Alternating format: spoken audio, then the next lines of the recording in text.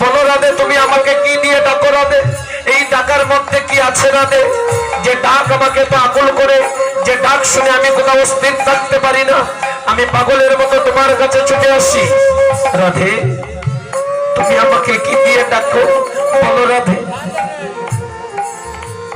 সেই দিন আমার রাধা রানী বলেছিলেন, বধুয়া আমি যে তোমাকে কি দিয়ে ডাকি সেটা তুমি বুঝবে না। কেন রাধে? রাধে গো, এই জগতের সবকিছুই তো আমি বুঝি গো রাধে, তবে তুমি আমাকে কি দিয়ে ডাকো সেটা বুঝতে হলে আমাকে কি করতে হবে বলো? সেই দিন আমার রাধা রানী বলেছিলেন, বধুয়া আমি যে তোমাকে কি দিয়ে ডাকি সেটা যদি বুঝতে হয়, ওই সিংহাসন ছেড়ে তোমাকে ধুলায় নামতে হবে, ভগবানত্ব ছেড়ে দিয়ে তোমাকে ভক্ত হতে হবে। যেদিন সিংহাসন ছেড়ে ধুলায় নামতে পারবে, যেদিন ভগবানত্ব ছেড়ে দিয়ে তুমি ভক্ত হয়ে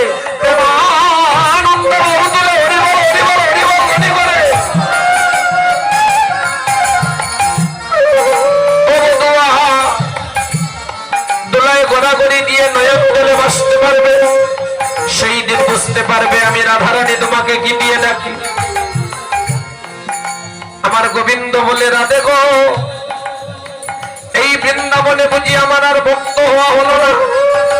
আমি কথা দিলাম রাধে, আমি নবদ্বীপে যাব, নবদ্বীপে গিয়ে ভক্তগণের সঙ্গে নিয়ে আমি দোলায় ঘোরাঘুরি দেব, আর সেদিন তোমার প্রেম দিন শুধু করবো।